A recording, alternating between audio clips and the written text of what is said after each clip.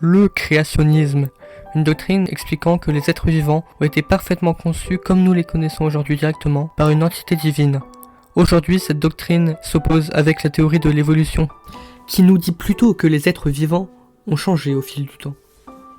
Nous allons donc chercher ici à prouver que le créationnisme n'est peut-être pas la meilleure façon de percevoir la vie. Pour ce faire, nous allons nous plonger dans l'évolution d'un organe bien complexe, l'œil, et plus précisément dans la vie sous-marine, chez les céphalopodes, des mollusques avec un pied à tentacules muni de ventouses, comme par exemple le poulpe ou encore la seiche. Nous allons donc commencer par présenter les mécanismes ayant contribué à la formation de l'œil chez les céphalopodes. Donc l'œil de ces céphalopodes, comme par exemple donc le calamar et le poulpe, s'est formé au cours de l'évolution, par un processus complexe mais bien compris par la biologie moderne. La descendance avec modification, un mécanisme illustré dans le schéma de Darwin. Ce processus repose sur deux éléments clés. Donc on a d'abord les variations, qui sont dues à des mutations qui apparaissent aléatoirement. Ce sont donc des variations héréditaires. Chaque individu présente de légères différences par rapport à ses parents. Donc là, les lettres A, B et C dans le schéma. On a ensuite la sélection naturelle. Certaines de ces variations, donc, confèrent un avantage de survie ou de reproduction. Elles sont donc conservées et transmises au fil des générations. Dans le cas de l'œil, comme le montre la modélisation par étapes, des structures simples comme des cellules photosensibles ont progressivement évolué vers des structures plus complexes, comme un œil avec une lentille, dans les étapes 6 à 8. À chaque étape, l'amélioration de la vision offrait un avantage sélectif, ce qui favorisait les individus porteurs de ces caractéristiques. Chez les céphalopodes, cela a conduit à l'apparition d'un œil fonctionnel avec une lentille, comme chez le calamar par exemple. La sélection naturelle a favorisé un œil très développé avec une lentille, car c'est un prédateur qui doit traquer ses proies avec précision. Au contraire, le nautile, qui se nourrit de crustacés capturés en profondeur, n'a pas développé un œil aussi performant, car il n'en avait tout simplement pas besoin. La sélection ne l'a donc pas favorisé chez lui. Des études montrent qu'il faut environ 2000 étapes évolutives, soit moins de 400 000 ans, pour que se développe un œil complexe, comme celui d'un vertébré ou d'une pieuvre. Cela prouve que l'évolution d'un œil fonctionnel peut se faire en un temps relativement court à l'échelle de l'histoire de la vie. Maintenant, on va voir que ce que l'on vient de dire fait partie des arguments contre le créationnisme. Donc je le répète, mais le créationnisme est une doctrine qui dit que les êtres vivants ont été conçus parfaitement par un dieu, comme ils le sont aujourd'hui. Il rejette donc l'idée d'une évolution progressive. Mais les observations scientifiques montrent que l'œil n'est pas apparu d'un seul coup, mais qu'il s'est formé progressivement sur des centaines de milliers d'années, et ces étapes sont modélisables par ordinateur, ce qui prouve qu'un œil complexe peut apparaître par sélection naturelle. De plus, les yeux des vertébrés et des céphalopodes sont totalement différents, alors qu'ils remplissent des fonctions similaires. Cela s'explique par le phénomène de convergence évolutive. Les deux lignées ont développé de manière indépendante une structure comparable, un œil avec une lentille, mais à partir de tissus différents.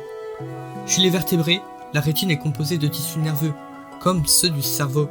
Mais chez les céphalopodes, elle est formée à partir de tissus épidermiques, proches de la peau. Cette différence est un exemple de convergence évolutive. Deux lignées ont développé indépendamment des yeux complexes, mais à partir de matériaux biologiques différents. Cela contredit l'idée d'une création unique et parfaite. De plus, certaines espèces comme Zospeum tolossum, un gastéropode vivant dans des cavernes sombres, ont complètement perdu leur système visuel. Cela montre qu'un organe aussi complexe que l'œil peut régresser ou même disparaître s'il ne présente plus d'utilité évolutive. Si un créateur avait façonné l'œil de manière parfaite, pourquoi en existerait-il des versions incompétentes ou même absentes ? Le schéma en arbre proposé par Darwin explique justement ces diversités et ces disparitions. Chaque espèce évolue selon ses besoins, son environnement et sa propre histoire génétique. Maintenant, démontons l'affirmation, une structure aussi complexe que l'œil n'a pas pu se former au hasard.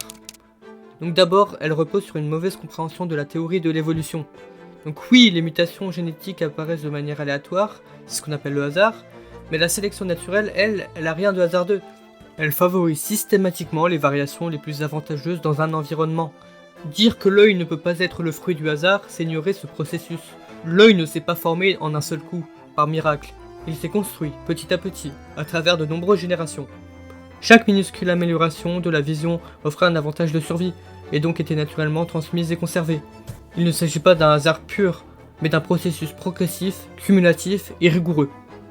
Ensuite, si l'œil avait été conçu parfaitement d'un seul coup, alors il serait le même chez toutes les espèces. Or, c'est tout le contraire. Il existe une immense diversité d'yeux dans le monde vivant. Il existe une grande diversité d'yeux avec ou sans lentilles, avec ou sans taches aveugles, etc. On peut le voir avec l'exemple précédent, où la rétine des yeux des vertébrés est composée de tissu nerveux, alors que celle des céphalopodes est composée de tissu épidermique. Cette diversité prouve que l'œil ne suit pas un modèle unique, mais qu'il a évolué de manière indépendante dans différentes lignées. Cela montre que l'œil est apparu plusieurs fois, de manière indépendante, chez différentes espèces. C'est ce qu'on appelle la convergence évolutive. Des espèces différentes développent des solutions semblables parce qu'elles font face à des pressions environnementales similaires. Donc non, l'œil n'a pas été créé d'un seul coup, ni selon un plan parfait. Sa complexité est le résultat d'une longue évolution, guidée par la sélection naturelle. Cette diversité prouve que l'œil n'est pas le fruit d'un seul événement miraculeux, mais qu'il est apparu plusieurs fois, de façon indépendante, dans différentes lignées. Face aux mêmes défis, comme repérer une proie ou éviter un prédateur, des espèces très différentes trouvent des solutions similaires. En réalité, c'est justement parce qu'il est complexe que l'œil est une preuve éclatante de l'évolution. Il n'a pas été créé, il a été modelé par le temps, les contraintes environnementales et la sélection naturelle. Comme le dit le biologiste Guillaume Lecointre, les structures qui semblent simples ne sont pas nécessairement le résultat d'une histoire évolutive plus courte ou plus simple.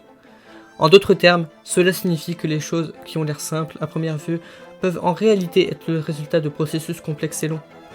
Par exemple, un organe comme l'œil, qui semble être très sophistiqué, peut avoir évolué lentement au fil du temps, à travers de petites étapes successives, sans qu'il y ait eu un plan précis ou une intervention extérieure pour le créer d'un coup. L'évolution peut créer des structures complexes petit à petit, et cela peut expliquer la grande diversité d'organes, comme les yeux, création unique, mais d'un processus lent, logique et naturel.